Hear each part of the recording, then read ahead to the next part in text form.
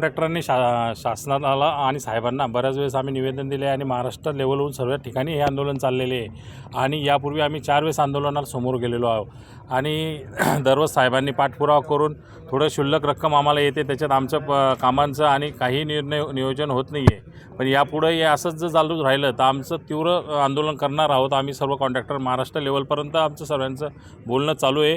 येणाऱ्या भविष्यात जर अशीच वेळ येत राहिली तर याच्यापेक्षाही तीव्र आंदोलनाला आम्हाला समोर जावे लागेल।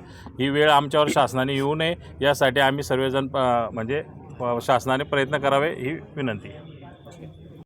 सर्व राज्यस्तरीय संघटना ज्या कंत्राटदारांच्या हितासाठी काम करत आहेत त्या महाराष्ट्र स्तरावरील सर्व संघटनेमार्फत आणि जळगाव जिल्ह्याचा राज्य उपाध्यक्ष जळगाव जिल्ह्याचा मी पदाधिकारी आहे, त्या हिशोबाने मी एक विनंती करत आहे की माननीय मुख्यमंत्री देवेंद्र फडणवीस साहेब, त्याचप्रमाणे माननीय उपमुख्यमंत्री अजितदादा पवार साहेब, एकनाथजी शिंदे साहेब, त्याचप्रमाणे आपल्या जिल्ह्याचे पालकमंत्री गुलाबराव पाटील साहेब, आपल्या जिल्ह्याचे जलसंपदा मंत्री गिरीशभाऊ महाजन साहेब, त्याचप्रमाणे सन्माननीय लोकप्रतिनिधी आणि आमदार या सर्वांना मी विनंती करू इच्छितो की 2 मार्चपासून जे अधिवेशन सुरू होत आहे त्या अधिवेशनामध्ये आपण आमच्या ठेकेदारांसाठी, जे व्यवसायाने जरी ठेकेदार असले तरी आपले लाडके भाऊ आहेत, या हिशोबाने विचार करून आमच्या ठेकेदारांची जास्तीत जास्त निधी देऊन त्यांना एक नवीन भरारी द्यावी अशी अपेक्षा सगळ्यांकडनं आम्ही ठेवत आहेत सर्व कंत्राटदारांनी। त्यानिमित्त आम्ही त्यांना अशी विनंती वारंवार करून त्यांनी आमच्यासाठी एक उभारीसाठी प्रयत्न करावे असं त्यांना आमच्या सगळ्यांचं एक हक्काचं सांगणं आहे।